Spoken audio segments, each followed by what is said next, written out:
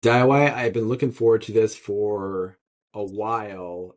I've known you for a number of years because I approached you to learn more about litigation finance. You were very generous with your time early on for this guy who just was a total rando to you. So um, I've learned a lot about litigation funding from you, but in our recent conversations, I've really been enjoying talking about career strategy. So I think you have some really differentiated ideas around how to approach career strategy that I think people would find very valuable. So um, let's start with your premise that business development skills are more valuable than, let's say, substantive skills, legal acumen, horsepower. So tell me how you came to that conclusion. I think that first of all, thanks. It's a sip of fresh water to be on your show here. Thanks for having me. That's a little pun Nice. for you. Yeah, but so I got out of law school in 2010, which meant I was summering in 2008, and I got a job at a boutique in Manhattan that was doing business litigation. And being at a smaller firm, not a bigger firm, you saw the value of a book of business and kind of growing up through the recession and what that did to our profession. You saw how fungible people without books are. And so that made me realize a couple of things. First, that if you don't have a book and having a book is not a given. First of all, the people who have books aren't necessarily the best lawyers and vice versa. And so getting a book is difficult. And so what do you do if you're an associate, especially because people aren't necessarily going to want to hire you if your name isn't partner. So you have a chicken and egg problem. So what I did was first I brought in started bringing in clients when I was a junior associate, and it was tough at low rates when my firm generously supported me in letting me have these very small engagements where I would put in maybe a tenth of my time just to start having the relationships. And what I found was having clients is very gratifying. You care a lot more about the work when it's yours. What I also found is it makes you stand out very easily amongst peer associates. And so what you're able to do when you start bringing in clients is not only be different than the other associates who just have their heads down billing hours working for that year's bonus, but it also shows the firm that you're acting like an owner, which opens up all sorts of other possibilities for you and lets you start playing that game and advancing in that ecosystem, because that's really what firms want to see. It's up or out, it's a pyramid for a reason. You need to be always generating that next generation of rainmakers. And so who are they looking for? What's the promise? And even if you're at your point in your career where you're an associate and people aren't going to hire you for the cases, but you want to still have clients and show the firm that you're building business. I did things like, I became head of the associates committee at every firm I was at. And then I would host business development lunches where I'd bring in the partners from the office, usually a man and a woman for each session, litigation and corporate, and have them talk about client development over the course of their career to mentor other associates. And that showed my firm that I was starting to think like that and think like an owner. So that's all been really valuable and obviously, very instrumental in helping me make partner. Not only I didn't have a lot of clients at that point, but it was more that I had the promise of clients and also was positioning myself to inherit a pretty large book of business. And so basically, my career strategy has been focusing on business development because it's a differentiator, but also relying on the fact that you need to hedge constantly because you don't know when the next market dislocation is going to be. That's going to dramatically transform the profession. And when it happens, you need to have as many options open to you as possible. I think you and I both went to law school at a time when we were told it just opens doors and doors and doors, and you don't even need to be a lawyer if you go to law school. And I think maybe that used to be true, but now it's a lot more competitive. And when I was going up through law firms, my goal was, well, I need to either make partner, go in-house, or do something else. And that something else I had identified was litigation funding. But I need to go as hard as I can in all three directions and get as many options as I can because I might just have zero. And because of the way that I attacked it, I ended up getting all three. I ended up making partner. Then I ended up kind of going in-house to this job at litigation funding, and I was also doing litigation funding. So it worked out well. Very well could not have, but it was deliberate in a lot of the choices that I made to take my career in a way where I'd have such optionality and then be able to make decisions. And was it the right decision? You'll never know, right? But definitely want to at least have the options and the freedom to be able to make those decisions. Yeah, I find in every success story that there's obviously has to be some contingency that paid off, and then you just have to make an assessment independent of that. Is like, okay, if that shot didn't work, was this person using techniques that they were going to get the next shot? Like they were thinking, using the right tools. So like, just a random example. I remember that Charlie Munger was, when he was practicing law, said himself, "Hey, I need to figure out who my best paying client is." And then he realized, oh, I've been making these real estate partnerships. I'm my best client. That's what makes me the most money. That's my metric for who's my best client. And so he said, okay, well then how can I get more work out of me as a client? How can I do my own deals more? So that's how he moved into that. And so he had a client who, I think it was like a trust and estates client for this like wealthy individual who had this privately held business. And so then I think they had some land they're going to dispose of. He said, hey, don't do that. I'll develop it with you. And here's my proposal. And so then they went in 50-50. I think he didn't even have to stake proportionally the same amount of capital. And so the deal was a very profitable. And but when so I went to ChatGPT to stress test, I was like, tell me some more about that deal and let's stress test some of the assumptions. And like, yeah, there was like major risk in this one idiosyncratic deal paying off. I should have added, he had, I think, effectively his entire net worth in this deal, this first deal that he was taking.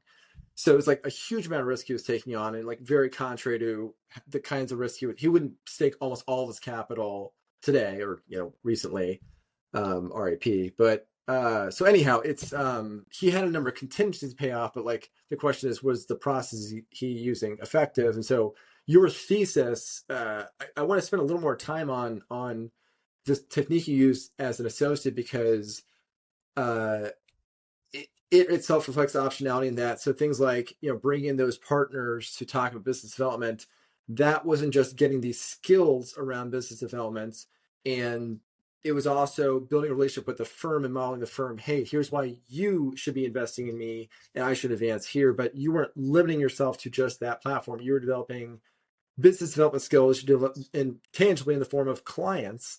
And so that was the skill set, like that not only shows ownership, that is ownership. So like that's the ultimate end game, at least in the game that you're playing, which resonates a lot with me. And so I think that orientation was going to pay off no matter what however tenuous it would have been to enter litigation finance in its early days, relatively early days, as you did. Although I imagine you probably felt like you were late to it. Am I right? A little bit, but so basically, I started reading about litigation finance on Above the Law in probably 2013, 2014, when a funder called Lake Wellens was pretty active on the scene. And what they were posting was just super interesting. And I got in touch with Lee Drucker from Lake. We had been in the same law school class, and he pretty quickly explained to me that just like in practicing at a law, the alpha being a litigation funder is origination, deal sourcing. Yes. Can you get Yep. quality deals? It's just there's a lot less competition, which is what's good about it. But what I realized through speaking to him was it took very few people to manage a significant amount of money for litigation funding. So the odds of getting into it were small, but that didn't mean that I shouldn't still network into it and prepare myself if the opportunity ever came along. So what I did was, as I was up for partner, I identified litigation funding to the firm as an area where partners could be leaving money on the table if there were parties that came with valid cases but couldn't pay. They should at least know litigation funding is an option. They should at least have relationships with litigation funders so they can take the plaintiff's case to them and say, hey, well, the client can't pay, but this is meritorious. Can we get some funding? And then it becomes a source of business development and origination for the law firm. And so I held CLEs through ABANY, the Asian American Bar Association of New York, where I brought in Asian lawyers at firms that had done funding and funders they knew, and had them present through Avani CLE to the partnership of my firm so they could learn about this and know about it, which again showed my firm that I was acting like an owner and thinking about ways that could be accretive to the firm's bottom line. Just like with the business development lunch series, that showed the firm that it wasn't just about me either, right? Like I'm taking initiatives that will teach all the associates so that we'll all be bringing in business. So there will be a bigger pie for everyone to share. Because generally, when you're trying to preserve all this optionality, you're trying to think of like, well, what are all the things these people could be saying about me when I'm not in the room? Well, here's what I would want them to say. I want them to think I'm a total team player. I'm a total go-getter. I'm super organized. I'm on top of all this information. Another ingredient is being kind of a person of the people, right? Like, so another part of my philosophy working in organizations is you have to know everybody and treat them like like human beings, right? So this whole JD, non-JD divide at law firms, like everyone, like I knew everyone's name at every firm that I was at, including, to this day, one of my best friends is the cleaning lady from my first law firm at night. We've maintained our friendship and are still close. And the receptionist for my next law firm is someone that I have a very close role in their life since they retired. So just kind of knowing everyone, treating them like people, and then just being you want to be in a situation where people can't say anything negative about you because you're really just chipping in and you're acting like this is a business you own. And for technically elevating someone to partnership, which is owner, uh, you know, despite, the multiple tiers of that these days. But the whole concept behind that is what I was trying to demonstrate. And so when I was able to weave lit funding in there with it, that was really good. And then when I got lucky enough to be contacted by a headhunter just because I had the right background for lit funding for this job at Parabellum, I was already up to speed on the industry. I knew how to talk the talk. I knew people at funders who helped prepare me for the interviews, and I was able to get the job, I think, over people who looked a lot better on paper than I did. I was, I went to fine schools, but I didn't even try to write on a journal, just not for me. I don't read books. I'm not that academically minded. Like I said to you before, like I've now spoken at I think like three law schools that I didn't get into. And I wouldn't, that's just not me. But in any event, it's kind of worked out that way, which has been nice. So I'm really struck with so this I'm it's I love that you keep on mentioning optionality because that's how I'm thinking in previous conversations. I think that's one of the meta skills that you have and values you have. It's both a skill and a value. So the principle, okay, let's put it this way. It's a principle that ensures outcomes. And then, but even with, it's also a process for you because I've never heard anyone suggest, as you have, is that it's not enough for people to think of you one way. It's beneficial for people to think of you in multiple ways. And so there's that concept from Scott Adams, the Dilbert guy. Is like if you're just like if this is a kind of related concept, but like you just have to be top 80% in three things, and then draw a straight line through those three things, and that's all it takes to be wildly successful. So I have bought into that, and so I guess that's applying that same concept there. Like you don't even have to be like the literal best at something, but if they know you for, let's say, three things, that there's three categories of things, you're also diversified. Maybe that you're creating optionality for what people value. Maybe you thought people really value for your raw intelligence, but actually people rely on you for how empathetic you are or whatever. So I guess that sounds. Am I hearing you right? It sounds like that's the principle you're using. That's the principle I took away from what you're talking about. Yeah, for sure. You don't know what's going to hit. You need to position yourself for what's going to. And there's a lot of opportunities if you seek them out to do things that'll differentiate yourself that, like doing the good legal work's a given. It's a prerequisite. It's just that like a lot of people can do that, right? And at the end of the day, what are you besides the hours that you build? You got to be more than that because the year you're up for partner, maybe there weren't that many hours to go around or whatever. Um, so like one of the things that I found really helpful was you can do so much through affinity bar associations that you can't do just, generally, like because these are people you share something in common with that are destined in mutual success for various reasons. So like take Albany, the Asian American Bar Association. Like I had a mentor through Albany who was the head of Albany. He gave me assignments every week, made me think strategically about my career, got me involved in the Associate Leadership Institute at the City Bar, which is a program designed to help make more kind of bring more diversity to partnership in major law firms.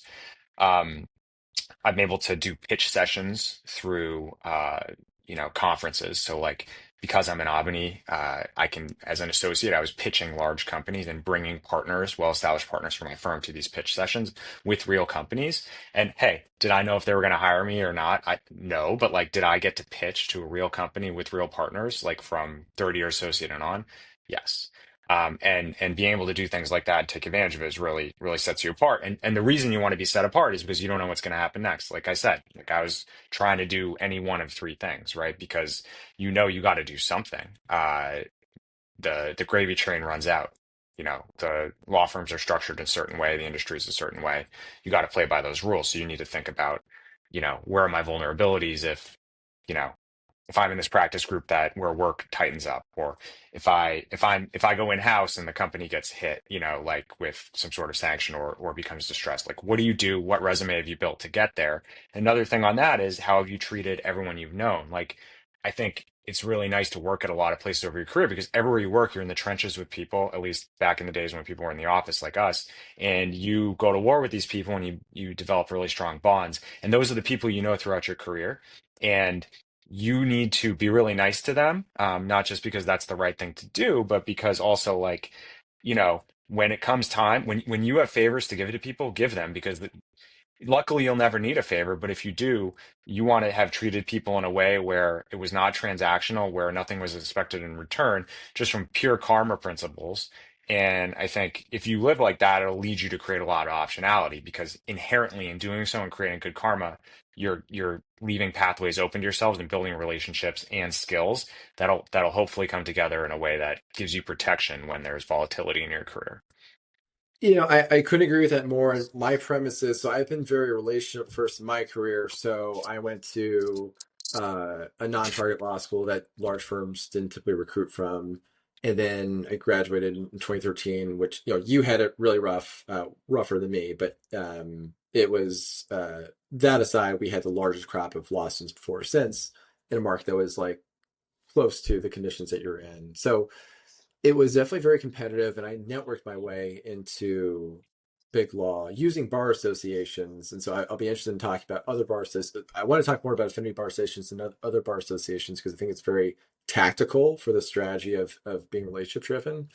But I so that's kind of broken in big law. It's how I lateraled into from a mid market firm to Am Law 20 firm.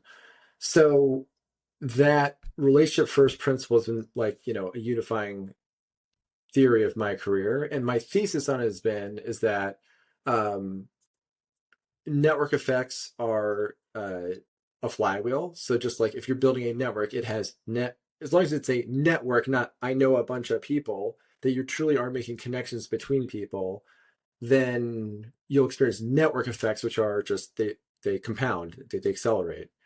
And so that's one aspect of it. But that's also, I think, also what you're saying, which is also inherently diversification, because one part of your network might be doing super well and maybe well indefinitely, but maybe they don't then. And then but there's always something happening in your network that you can use for, again, you got to use to grow the network. So it's a win-win. Your network wins, you win. But whatever is happening, whatever form of success there is, you are doing something to spread that, let's say. Anyway, so it sounds like that's a principle that you've also used in your career. Yeah, I mean, and it might have negative externalities too. Like, yeah, am I stressed out every day because I haven't gotten around to like the pro bono thing I agreed to for a friend of a friend who got in a beef with a, employment attorney and I said I would help them out and, like do those things weigh on me or do you bite off more than you can chew sometimes? Yeah, for sure. Especially with the bar associations, there's so many ways to get involved. There can be a point where I actually had to take a step back a couple years ago because even things like the Judiciary Committee, like vetting candidates in the judicial pipeline who come from certain backgrounds, making sure they're represented. That can be that can be 10 hours a week if you're not careful about it, right? And you have a couple things like that, and all of a sudden, you're encroaching on your ability to really excel at work. And it's you need to preserve time and freedom because you need to be able to do those extra things. Like if there's a social thing at work, right, that you really should go to, like you want to have the freedom to go to that, but in order to have that freedom, you need to have made certain choices that free you up to do so. There's a good quote at an Albany event when I was a junior associate I went to. It was one of these career panels, and they said, so you're hypothetical, you're a junior associate. It's 8 o'clock at night. There's a networking event downstairs at your firm that you should really go to, but you still have 4 hours of work. What do you do? The answer was you go downstairs for an hour and a half and you stay till 1:30. And I kind of, ascribe to that. Anything kind of career is sacred in our household, and maybe that's because we don't have kids. My wife's a certain way as well. She's very driven, and to the extent we have work situations that come up, like they generally get deference, and that's just the way. And maybe that's kind of like being raised in a tiger household or something like that. But that's the way you take it. That's the way it is. Generally has led to good outcomes. But yeah, it is all about optionality and creating those options, right? You don't just get it sitting there and billing hours at a law firm, right? Or even at a litigation funder. You don't get it just like looking at the cases that you come in. I got involved in policy matters as a litigation funder, which has been very beneficial for my career, from everything from having the expertise in policy to navigate deals to it helping with business development because I'm seen as someone who knows something about the actual law behind this stuff. But that didn't just come to me. When I got in the litigation funding industry, I saw that legal ethics were an important part. I applied to join the New York City Bar professional ethics committee and got put on it. And they wrote a very damaging report about litigation funding. And then I was given a policy role in the space, but only because I went out to try and get it. And hey, I may have ended up in that committee with no report about litigation funding, absolutely nothing for 3 years. And it could have been a waste of time or just something to, put on my CV.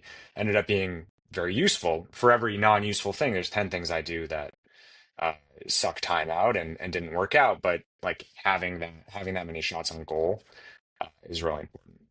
We had already met by the time you got onto that committee, and then so you're in my universe, but then like you really, from my standpoint, and I'm sure others in your industry would say that you really blew up at that point because I was like, okay, they were early to be some sort of organization opining on this growing litigation finance um, change. And so, yeah, but so I increased your profile. I wasn't even in the industry. I was just industry curious. Yeah, yeah, that was important. And then it led to any number of other things, with opportunities I wouldn't have gotten to be on other committees, to speak to the press about it, to speak to academics. I think a big moment for me was there was a big industry conference, and someone had written a very damaging rule in the District of New Jersey about litigation funding. And he was on a panel with me, and I basically conspired with the other panelists for me to sabotage this guy and totally take him by storm and completely eviscerate everything that he was saying because he didn't have any subject matter expertise, and I was able to take him through court decisions cited in his report and show him why he was wrong, and just like a very kind of public dressing down of someone, which helped me in the industry as well. And then once you're kind of once you get that start, it helps, and things do kind of there are network effects to that, like you were saying, like it does multiply. And now if you think of business development, right, like at a law firm, that's your lifeblood. Litigation funder too, it's just not something that I've had to worry about, which has been really nice. And I think generally for people looking for alternatives to litigation funding, to the extent there's jobs, is nice from that perspective alone, right? Like if you think of, oh, I want to hire a talented lawyer, there's every 100 of the MLaw 100 is a good firm, each of which has at least 100 very good lawyers, right? You know what I mean? Like there's so many people out there. There's like 10 litigation funders though. It's just a much smaller universe. Um, so smaller pond to swim in. What are the drawbacks to that smaller pond? The drawbacks are you're in smaller organizations, you're more dependent on kind of people who run those organizations, and these are not your typical organizations. There's kind of tried and true ways of managing a law firm, like an LLP, and structuring it a certain way and executing on that business model. Running a litigation funder is very different, and people who are lawyers may not be thinking about it from a business sense the way that a business person would be doing that. So I think you're in these kind of niche businesses, and then you also have policy attacks that are happening on the business model from people who have interests that are ingrained against it, like the Chamber of Commerce, insurance companies, big tech, big pharma. And so you're constantly dealing with that. But then again, like the policy noise can create opportunity. Most recently, as you know about, we had a pretty serious legislative situation, and there was a lot of work for me to do associated with that. And you know, of course, I'm going to do it, not just because it's interesting to me and I've got the expertise to do it from having had that part of my job for a couple of years, but also like I need to protect this industry if I want to keep working in it. And if you're just a lawyer at a law firm or in-house at a kind of non-controversial industry, you don't need to worry about kind of getting outlawed one day. For us, we're providing access to justice, which is controversial for some. We're leveling the playing field. We're doing a lot of things that uh, certain entrenched interests don't like. And so you have that challenge constantly, and it's something that you deal with. And that part of why I was drawn to it is because if the litigation funding industry is mainly people who are on like their third, fourth career or career within the legal industry, they tend to be older. They tend not to care as much about the long-term horizon, or at least not dedicate as much to the long-term horizon as the younger generation of folks. But, I'm 40 now, and I'm still one of the younger people in this space, which I think tells you something about how senior you have to be to get in the space and excel. But then generally what the makeup is of the rest of the population in the space, and and how, if someone needs to go to, some random state capital on 2 days' notice, who can do that and who's going to do that, who has the capacity and who's willing to do it and why.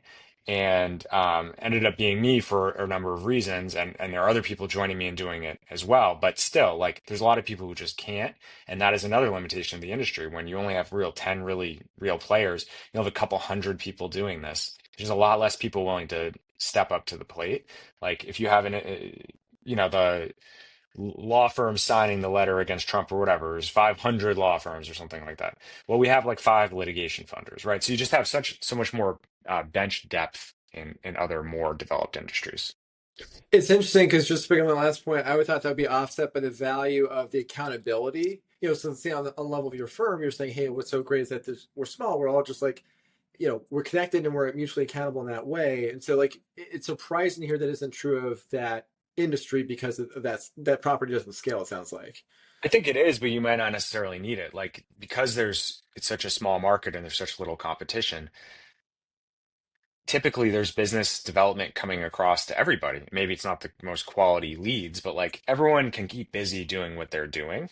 I don't think it'll lead to the best set of opportunities. I don't think I think there's a number of problems if you are just kind of being reactive. But it's an easy thing to do, just like it's an easy thing to do to just bill hours and work for institutional clients at large law firms. Um, so, I think that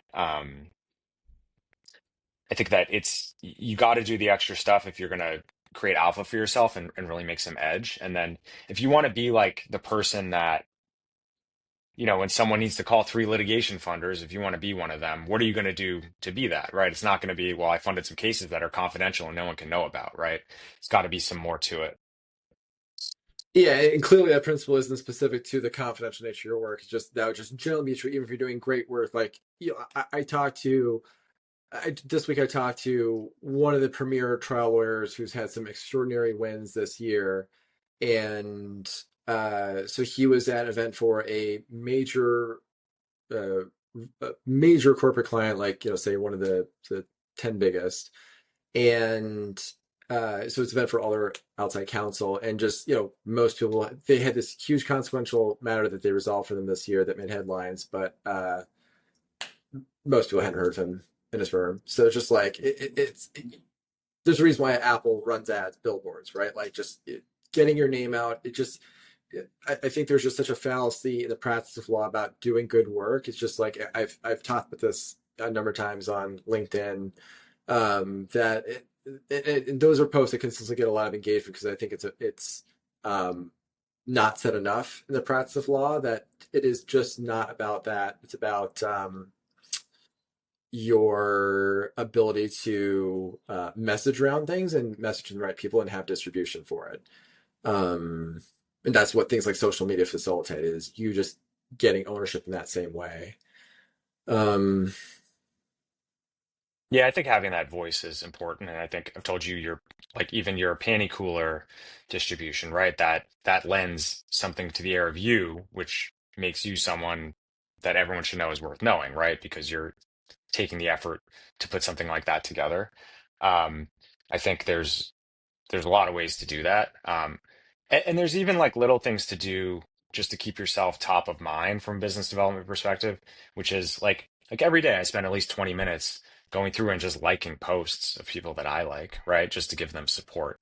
Um, I hope they'll do that for me, obviously, if I post some things, but otherwise it's like how are you showing people that you're relevant, that you're supporting them for nothing, right? Like, and hopefully that'll come back to you again when you need it. Hopefully you'll never need it. Hopefully just money falls from the sky for everybody. We know it doesn't, but when it's really not doing that, like what are you doing to make sure that it does, or to give you the greatest chance that it does?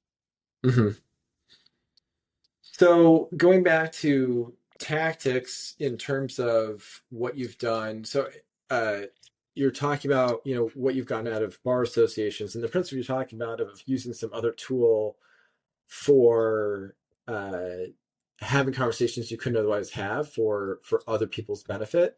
That principle can be, you can be as entrepreneurial as you want in that way. So this podcast is that, right? Like, you've been extraordinarily busy with this bill, and in a very public way. And so, that's, a really, it's not every day you face something that's, plausible an existential threat in your field, and then you're involved in resolving it. And so that's just a really unusual experience to have at all. Being involved in that created opportunity to kind of be there, and then also like increase engagement in my industry amongst the members to our trade association, like create a sense of like purpose and unity, which quite frankly our industry probably needed. So, coming off the back of that, I mean, you don't get those experiences when you're a lawyer, right? Unless, say, you had one main client and that client was, I don't know, TikTok maybe, right? You might be worrying that work's going to dry up or something, right? But otherwise, you don't typically deal with that. And so I think that was a big moment, and it's because I'm able to do the policy work, it gives me a little bit more of a platform to be able to get out there and say things and hold people accountable. So like right now, one of the things I'm doing is holding people accountable who are free riders in our industry. Because you're not contributing to the trade association and the work that we're doing, but you're benefiting from it, and you're making, talking from the cheap seats, making all these posts on LinkedIn with your views, preaching to the chorus. Good for you, but like until you cut a check and put your money where your mouth is and help us hire some lobbyists, like what are you really doing to help the cause? And if you're spending all your money attending conferences, so you can pay for play for a slot to speak instead of like actually helping us go and fighting this when that's what matters to our bottom line in the next couple of years, why? And I'm making note of that, right? So like as I've kind of become where I am in the industry, you can't see this, it's blurred out, but I have an official, shit list behind me. I'm not a vindictive person, but like, I don't, you want to reward people who are good and the opposite for people who aren't. Everyone has the opportunity every day to get up there and show how they do business and what they stand for. And, talk is very cheap, and like certain people are watching, and I'm trying to bring more accountability to that because I can now. What's the technique you're using? There's a good amount of LinkedIn shaming. There's also generally just getting in touch with stakeholders in the industry who I don't think are pulling their weight, and letting them know my opinion and why, and sharing with them that the things I've said to you over the past half an hour, like I'm committed to the future of this industry, and I think that you should be too, and here's where I think we're misaligned and why, and I dedicate a substantial amount of my time to making this ecosystem profitable for all of us. And so you should listen to me because I'm out there, again, I'm the one flying to Columbus or whatever. Like you're not. And so, take into account when I say I have a day job too. I know you're busy too. I know everything too, right? But hey, here's where we need to do a little better. And it's generally been pretty effective, especially because it's like anything else. It's like lawyers billing hours at law firms, people litigation funders too aren't putting their hands up necessarily as much as they could to get this word out. And there's a lot of stuff that we could be doing, and some of us are doing it. And I think it's important because we're a small industry and there's only a few of us, but we do happen to control a lot of the money that moves in the legal profession. We're a lot of our purpose is just to spend money paying lawyers, and we do hundreds and hundreds of millions of dollars to law firms every year. And if you're doing that, it kind of gives you a little bit of a platform to get the word out on certain issues, which are important.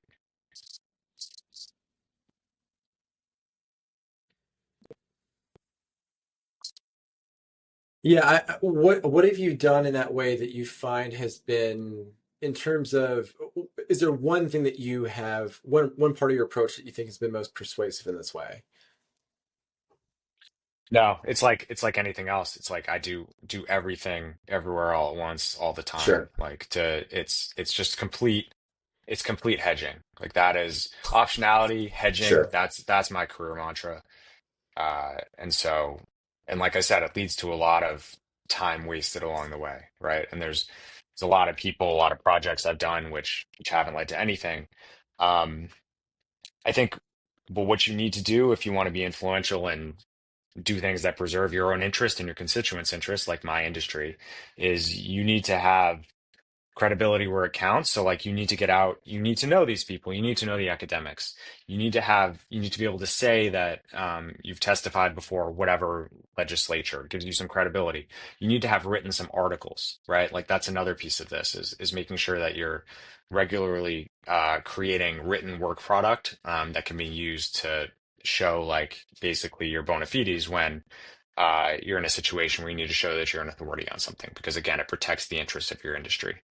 And so you kind of do all of those things, and obviously, just like billing hours when you're at a law firm, doing good work, being good to your clients, all that, that's a prerequisite.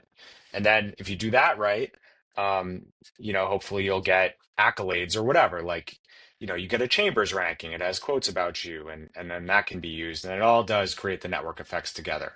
But you want to create yourself as like a pretty broad, diverse platform that people are comfortable approaching and knowing that you operate on good karma. And I think that that does a lot. Like there's a lot of things that come to me just because I did something nice for someone in the past, right? And again, like you'll do a lot of nice things for people that won't lead to anything for you, and may even lead to no good deed goes unpunished kind of results. But you want to do enough of that where you've got ample opportunities now to just in case. This concept of karma is so interesting because I think I believe in this ethical principle that often the right thing to do is just the prudent thing to do, and those two things are symmetric, and it's not one is better than the other. It's like there's nothing wrong with pursuing a prudent option, and it's good to align that with things that are just nice to other people. Like just there's any number of things that are just a win-win in that way. And it sounds like this karma formulation is similar to that, in that it's just good to do things for people, and it's just good to be a multifaceted human being that is just you're just known for different things. Like those are just inherently good things, and it's very prudent. Like just what builds karma is just having multiple touch points with the same people and a lot of them. So like that's just good diversification, is just being a good human being and being connected to a bunch of people in different ways that are helpful to them. That's the other aspect of this. It's not just like I know you and that's great, but like you're helping all these people and there's these network effects to it. It's just like this is like it is a very it's interesting all the ways these principles you're using all connect to each other. And I don't mean to get too academic about this, but I don't think lawyers are often thinking in terms of some strategy. Like a flywheel effect is a strategy. Just you're making a bet on something having a property that will just necessarily compound. So, anyways, it seems to be a really potent principle. Like, how did you arrive at the concept of, hey, here's one or two principles I'm using? I think that the karma is underlying all of it. And I think it comes back to when you're like a law student and you're applying for all these jobs for summer associates at these firms you've never heard of. And you're like, well, I just hope someone does me a solid and gives me a chance. Right. And then you're on the other side of it and you're like, well, I have all these opportunities. Like, I don't want to waste an opportunity to give good karma. So, like, but that means that every time something comes across your desk where you feel like you could help someone, like, you need to like if it's like, oh, I need a lawyer who does this, like I will go across my network. I will go to second, third level degrees to find someone, the person they need, because then I'm helping out like three people along the way, right?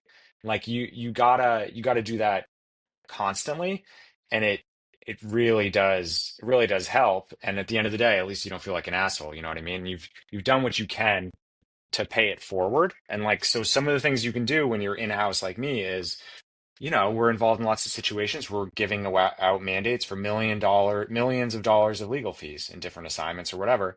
So when I have the opportunity, Yeah, I'll give that to an associate who's in my bar association and make them the rock star of their firm because they pulled in, $4 million budget as a third year. Like, why wouldn't I do that? Imagine if someone had done that for me. No one did, like much smaller scale, fine. But like, I now have the power to do that.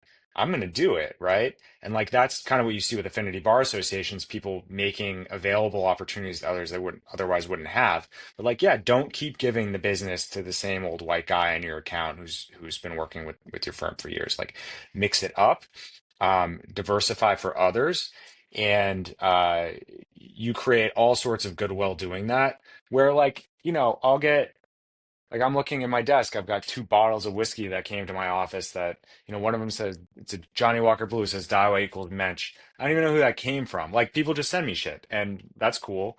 But you want to be in a situation where you're sending other people shit too. Like so it's all about trying to find that and at least do good things because it's a very unforgiving profession.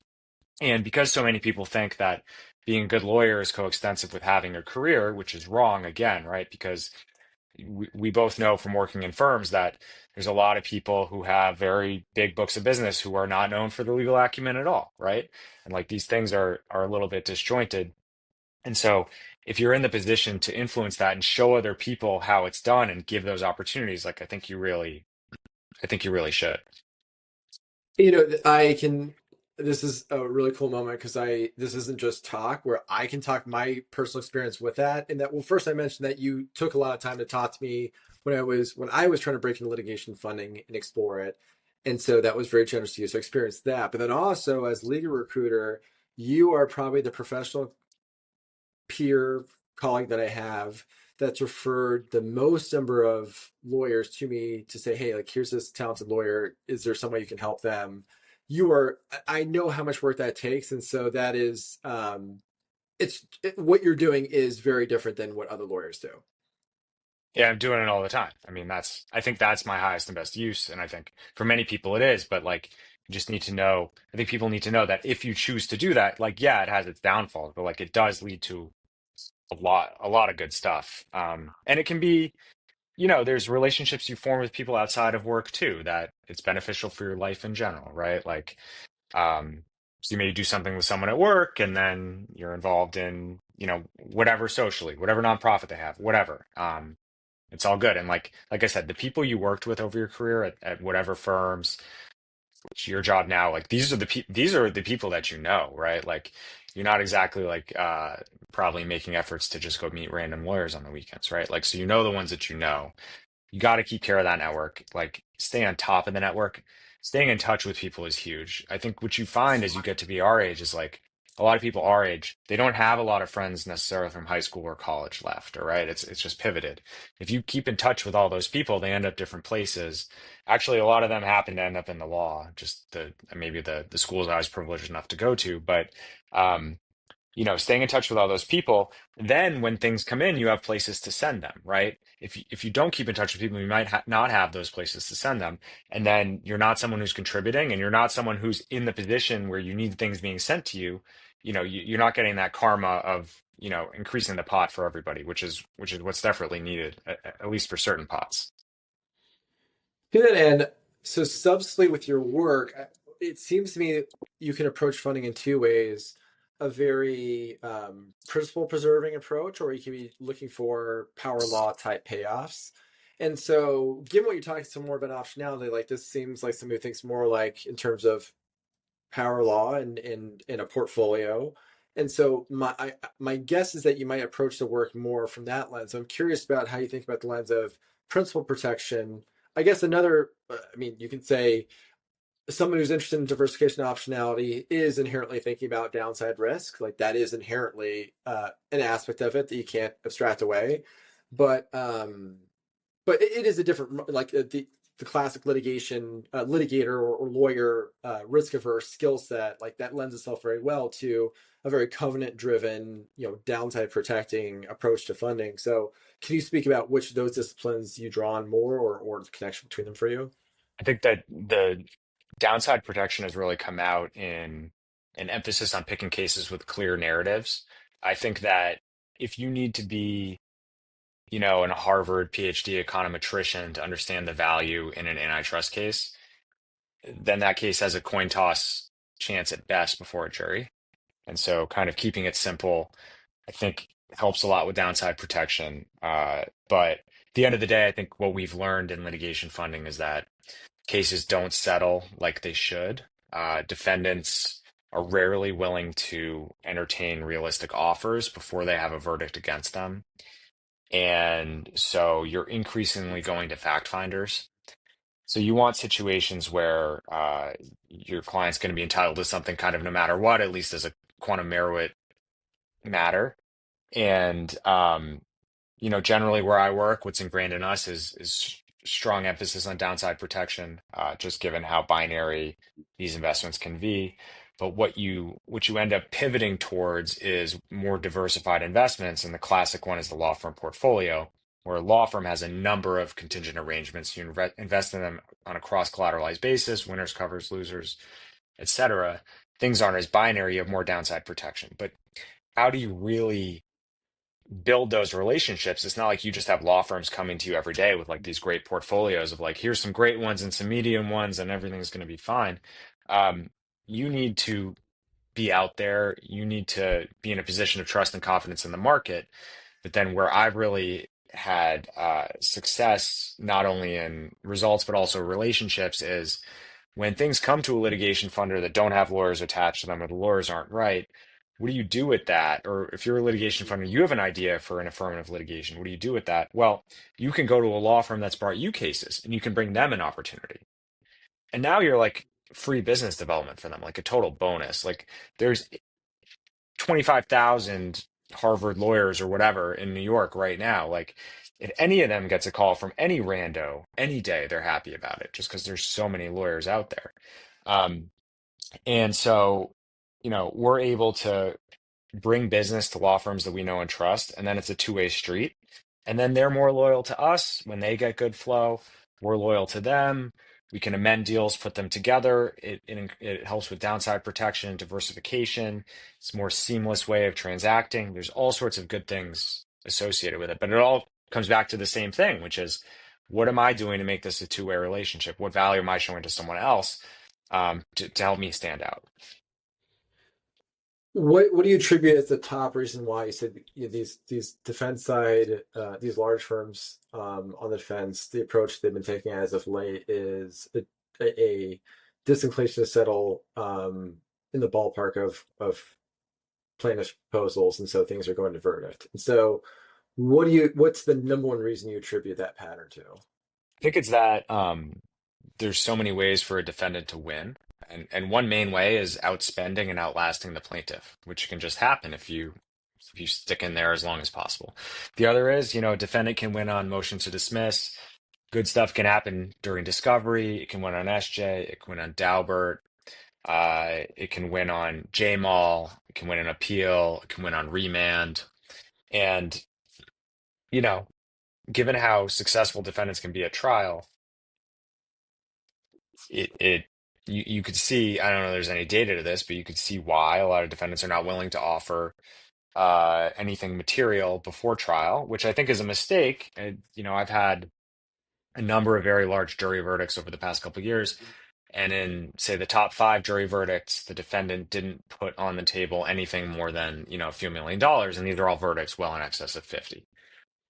And I think that was a mistake, but there are also circumstances where defendants have won at trial in cases that we would have settled, so if we had the ability. And so, I think it's just kind of the culture, and it's also the way that I think defense litigation firms are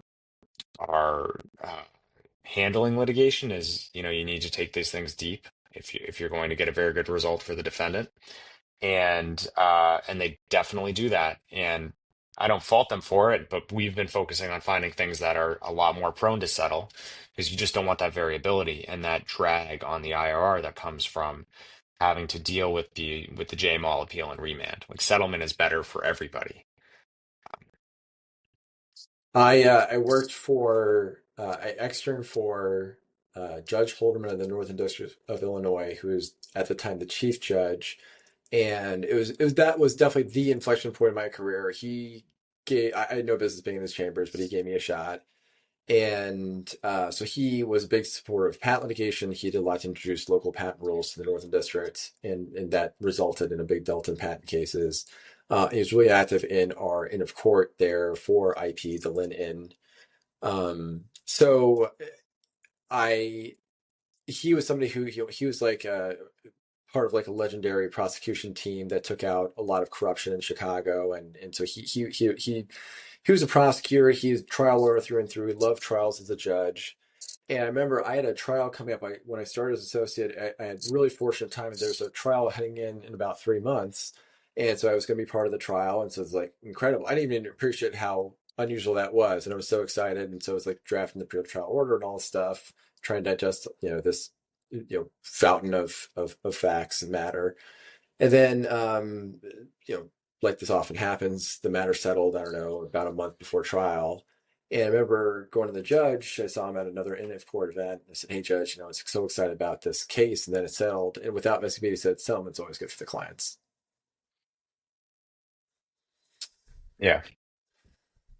So you mentioned, in talking about cases, like, hey, if there's this like antitrust case that hinges on this economics model, and I have to dive into it, just the fact that I have to do that, it's a coin toss whether this is going to prevail. So it's not just about facts, legal theory, it's also about story. But then also, of course, you mentioned, hey, like we want some sort of like in diligence these cases, we want some sort of like backdrops, some quantum mirror with some argument we can make for why we should prevail, and get some capital out of this. And so that also says like, hey, you need to have the right facts and legal theory as well. So like, how do you balance those two aspects of story and then facts and legal, just the posture of the case? Well, lately, more and more selective. I think when you start in this business, you find out that there's like a large band of things that are investment grade. Like there's a very legitimate chance of making money investing in these things, but there's hair on everything in a certain way or another, whether it's, hey, this one has a release or a statute of limitations issue, or this one has a not so trustworthy plaintiff, or this one has a forum issue or whatever it is. You get to be more and more selective the longer you've been in this. So there's a lot of things that in the past that I've done that I wouldn't do today, knowing certain hallmarks about them and how it just wouldn't be worth the time, and vice versa. Um, there's one I'm kind of torn on. This is an interesting one where, through relationships, I sourced an opportunity, someone who I had looked at a number of cases with, brought me something for a client. Fast forward, it's $100+ million jury verdict where we have well over $10 million in at a very healthy multiple. I was able to have one of my friends from the City Bar Associate Leadership Institute take over the case, and she stands to gain a $30+ million contingency fee from it if it stands up on appeal. Um, but the client was such a nightmare, and it had such a negative effect on really my life, just kind of like a case that gets out of control. Like, I don't know that I would do it again, you know? And so, what was that one? Well, it wasn't legal merits. The legal merits were what made it so good and why I stuck with it. But Sure. there were other things about it that made it difficult, and I'm not sure I would do it again. But it's really, yeah, focusing on the things that are not going to keep you up at night. But I think you only get the luxury of that as you're more senior in your career, wherever you are, right? Like when you're more junior, when you're figuring it out, when you're cutting your teeth, you need to learn those lessons, otherwise you won't. Um, but yeah, that's generally what I'm looking to do is simpler things these days, and less of them that are bigger, not more, just because the odds that something will have a fire you need to put out in any given day, the more deals you have, the higher the odds of fire, right? And if you have a fire, it cuts into all your additional things that you're doing to help you strategize and hedge and optimize with your career. And unfortunately, I found that like a lot of the deals I've stretched the hardest for have ended up not great, but you know, I think you still got to keep doing it. If doing it's the right thing to do for access to justice for your business, and if you have to work a little harder, that generally can be okay. If it takes over your life, and it's going to be to the detriment of other things that are going on at work and other things your partners want you to be doing, well, then that's a problem. So like, learning how to say no in your career is very important because there's, as you know, like for the first 10, 15 years of your career, like say yes, right? Everyone, that's the advice. Yes, yes, yes. And you're out there all the time, you're meeting new people, you're doing all sorts of work, you're doing everything. And then you need to get to the point where it's say no. But like threading that needle can be hard. Yeah, and so what's funny is like I definitely in that phase of my career, and I'm very fortunate to be in that phase where it's about saying no, and I have unwound a number of things. Like you mentioned Piney Cooler before, that newsletter. So that's something that I send a note to the newsletter subscribers say, hey, like but I've gotten crazy busy in other parts of my life. This has been a great run, but this is kind of this will be infrequent when I have things like interviews on this podcast. So, but yeah, I couldn't have gotten there without the things I learned along the way. Like you mentioned, like the network effects from that, like just being able to go to, again, on the topic of affinity bar associations, I was just at the South Asian Bar Association conference a month ago. And yeah, just like every time I walk into a room, someone will know me either because they know me because they've seen me for years, or they know me, say, oh yeah, like I follow you, I love your content, or I love your newsletter, or whatever. Just like, and for this, I'm still an introvert. I picked a very introverted profession as a legal recruiter. I have a podcast, which I guess is maybe introvert-ish in that we have like a one-on-one. But then I'm on social media, which again, I like, people might assume about me, well, maybe you want attention or something, or you like being extroverted or whatever. Like, no, that's the point of why I do this, because like, I'm not like, out at the club or the country club or whatever, golfing or whatever. So anyhow, so just, that's a tool that I've used that just like the friction just drops. And then also it's also about connecting dots to all these people. So there's like a very successful litigator who came up to me and I was like, hey, like you're looking really slim. And he pulled me aside. It's like, to be honest, like I cut out drinking. Like your posts just, talk a lot about the benefits of it and kind of the path you took. And yeah, just like ever since then, I just feel like I'm such a clear thinker and there's no downtime anymore. And it's just like, I'm feeling great. And so, like, it's very cool to be known. This to your point about being known for different things. Like, that's not substantive. Like, it's nothing about legal recruiting or any of my past work as as a litigator or whatever that's related to. But it's a way of I think there's authority and there's trust. And so maybe karma is a combination of those two. I don't know. I'll have to think about that. But so the authority part comes from me sharing here's outcomes that I get, and then the trust part comes from things like that. It's like, hey, like I'm being helpful to you on a human level. It's there's a professional connection. I'm just talking about random personal things. Like I try to make it connected to our professional lives because I use LinkedIn for that. But anyhow, so like that stuff, like it helps people, just like people, and then people know each other for the same ideas and say, oh yeah, I was listening for him for him talk about not drinking or whatever, or like I listened to his episode with Dai Wai, and so it's just like those network effects is just like you're just helping so many people at scale. You're not even in the room and you're helping people. Yeah. Yeah. I think that's important. And back to the bar associations, like, so like I had a mentor in that. So then I mentor a bunch of, young Asian lawyers. And that's good.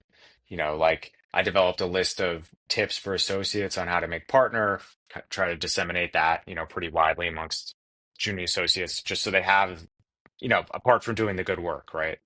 Um, then you do all sorts of stuff like that. And yeah, again, you're known for all sorts of different things, and it's good. And I mean, it just can't be bad, right?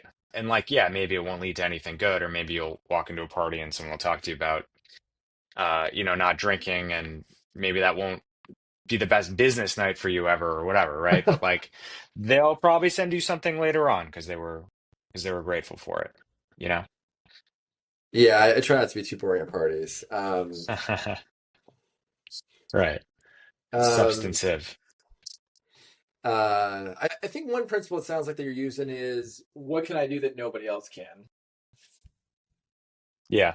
Yeah, I think that's the way to not be fungible. And I think with anything, it's a lot easier than you might think. Like there's really basic stuff to do for anything. Like if you're a lawyer and work for a client, like set up the news alert, follow everything that they're doing, right?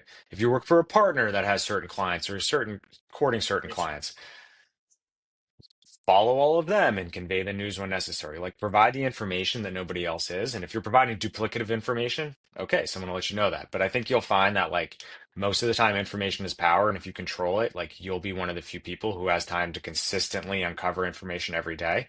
That leads to yields a lot of dividends, right? So that's it's not just about the clients and the lawsuits that like I'm tracking all the time, but it's it's news alerts, it's issues, it's putting things on people's radar that otherwise they're not going to get, and it shows them that you're out there not just doing your day job, right? And that's all really important, and it's the only way to do it. But I think my message to people is that the bar is pretty low. Like there's a lot of pretty easy things you can do, and like yeah, it does require every day going through a stack of email alerts and things like that. But like that's not that hard, and if you weren't looking at that, you'd be looking at something stupid on your phone anyways.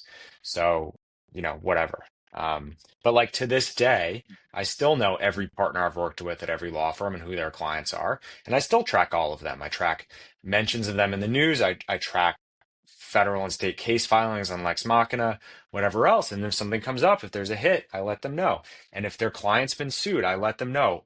Oftentimes before anybody else, and then they get that business because they reached out to the client first, and they have me to thank for that. And like I don't want anything in return, but like I would hope that if I'm ever in a position at a law firm like that, that someone I've worked with has my interests, at heart and is looking out for me and sees something that's helpful will let me know.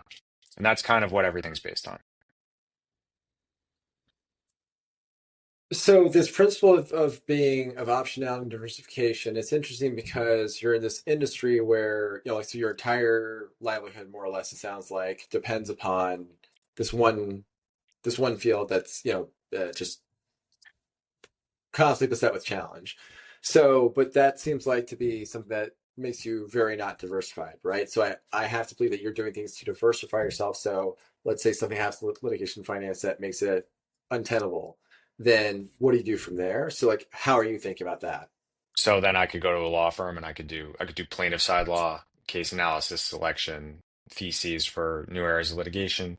I could work on the defense side at valuing litigation. I could insurance company at kind of the flip side of what I do now. Any number of things there. And then there's all sorts of other businesses that I touch and get involved with where people have offered me to join them as well. So there's, a lot of different things. I'd prefer to just keep doing this because it's more fun and it's not nearly as tedious as being an actual practicing lawyer. But yeah, you got to think about that a lot. And I think, but being in this business, it's being in an area of specialty finance, and you can pivot amongst those. And I think legal driven outcomes, like there's going to be lots of specialty finance associated with that, no matter what, regardless of kind of form.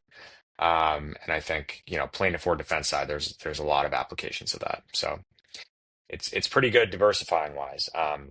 Much better than I'd say is, just staying at a law firm, especially because so many people have left litigation funding and just gone back to law firms. And I think the skill is invaluable because just seen so many more cases play out. Like if you're a lawyer, you see the cases play out that you work on, which is, a couple big cases a year, a couple small ones. Well, I'm watching, hundreds of cases at a time. And then so the macro insight is very useful, and I think would make returning to practice, you know, okay. A lot better prospects than if I just stayed all the way through. Yeah, going back to what you were talking about before about that there's, if you're in big law, you've seen that there's any number of partners. I think a number of them are very proud to say it is like, hey, I'm not the legal acumen guy, but I'm the business development guy. And so that's the value that I'm bringing. That's valuable to clients. It's valuable to firms. And so that's why I do well.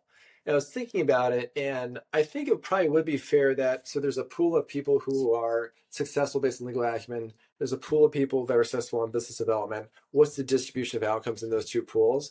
I think it'd be fair to say, and I'm curious what your take is that the pool of people with powerful legal acumen do on average do better with business development. That pool will have, compared to the business development pool, more people who are, of equity partner and rainmaker status. So, but I think the takeaway is so it's not like you can change that about yourself. Either you have that legal acumen or you don't. Yes, you can work hard at it, etc. But Right. like, of course, at some level, it's just a way your mind is oriented, and there's plenty of trade offs to that approach. As I could say, with somebody as a legal recruiter who works with that sort of talent, like there's drawbacks. They're so focused on what they're doing. They're not diversified in the sense of thinking about strategy outside the practice of law, like you are.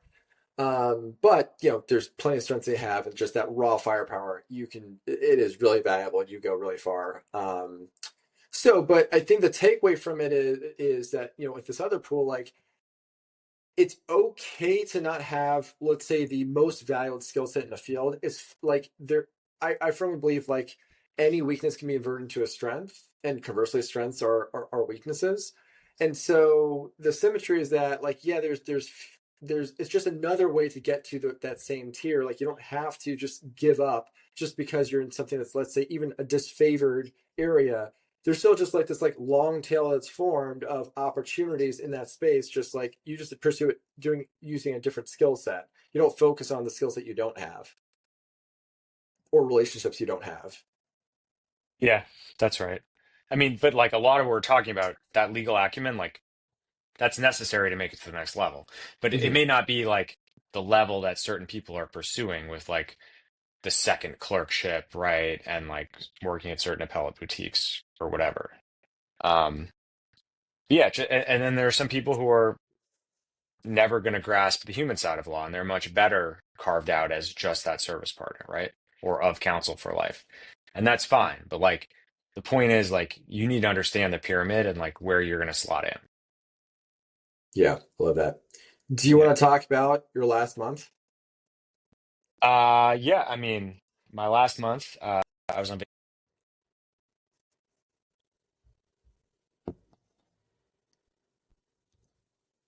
uh, developments tied up with the big beautiful bill.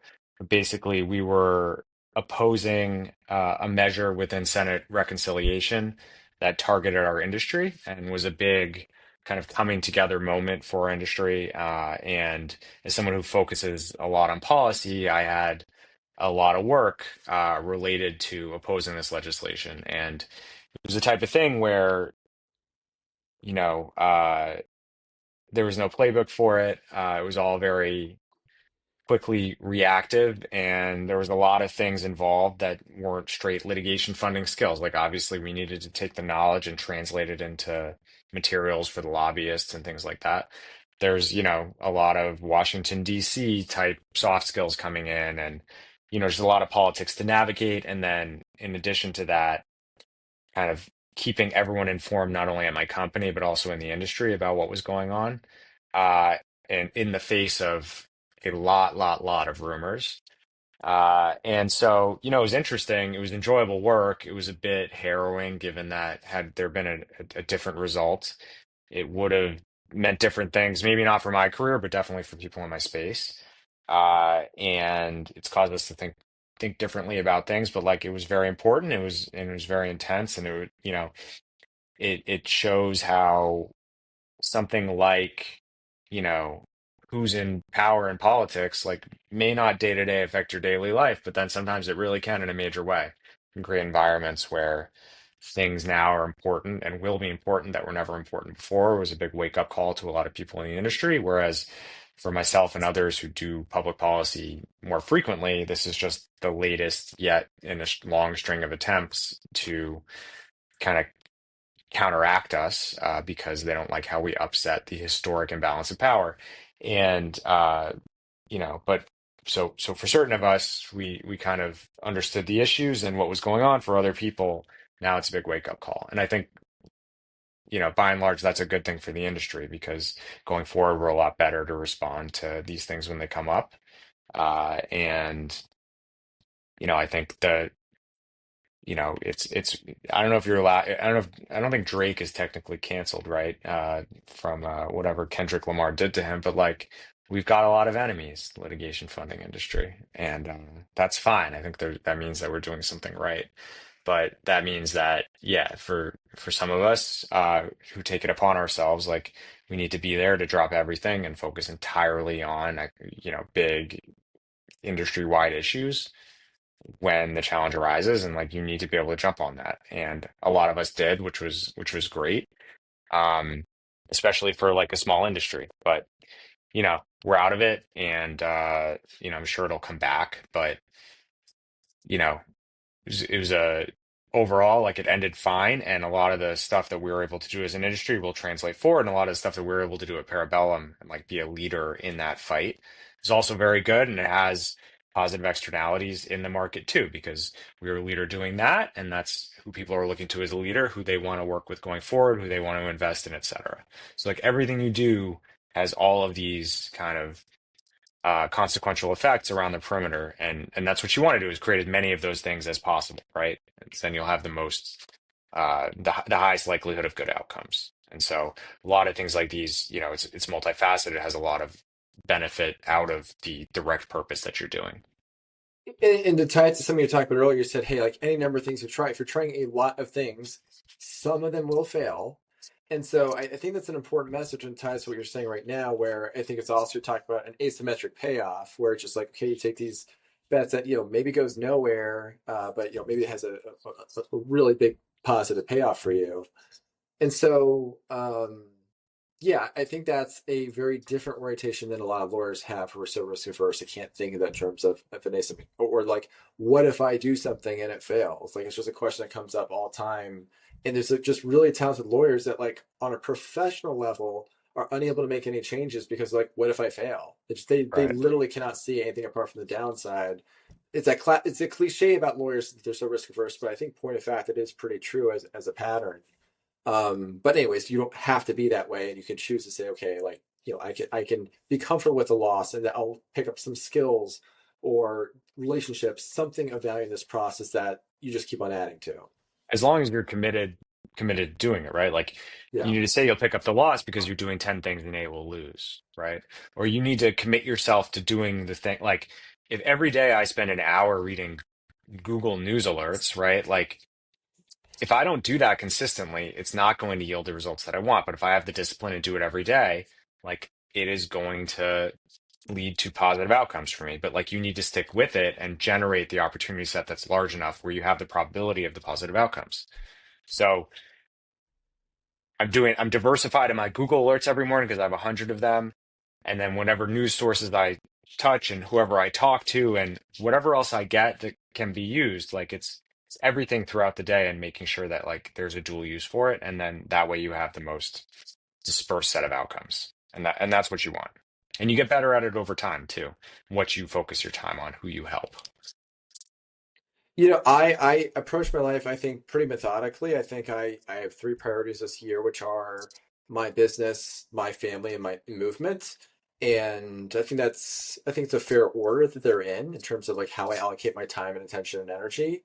Um, and that gives me a lot of clarity around what I'm doing. So like I find a lot of value in being a principled, taking principles and using that. And then also, I think using first principles, like it doesn't sound like there's anything in particular that's modeled these different techniques of like, hey, here's how to be diversified, here's how to think about optionality. But it's just like skills that you picked up from first principles. Say, okay, what's going to work here? And so that resonates with me as well because I think I've definitely learned from people, but for sure. But like that orientation, I think, regardless of whether you feel like you've learned from others or not, is really rare. But so yeah, I think you think of yourself in that way? Because like I think of you as like through the roof on being strategic for other lawyers I know like you. Yeah, the strategy is driving everything. The big picture strategy. Like I'm in a place now where I don't think I need to be as multifaceted like before, like make partner, go in house, do litigation funding. Like I'm okay here. But you need to be prepared for other things and you need to just build systems where things that come up in your life, you have a way to process them where you are using them to their maximum benefit in different ways. And that maximum benefit can just be helping someone else, right? Like that lays the groundwork for them to help you or someone else going forward. And so you need to be deliberate, I think, in doing that because, again, if you're not, you just create a much lower opportunity set in terms of volume. I can't think of a better way to wrap up the podcast. That's a perfect ending. All right, good, because I have a call in 5 minutes, so it's perfect timing. Great talking. I learned a Yeah, lot. me too. Thank you for letting me in the corner, Chrome.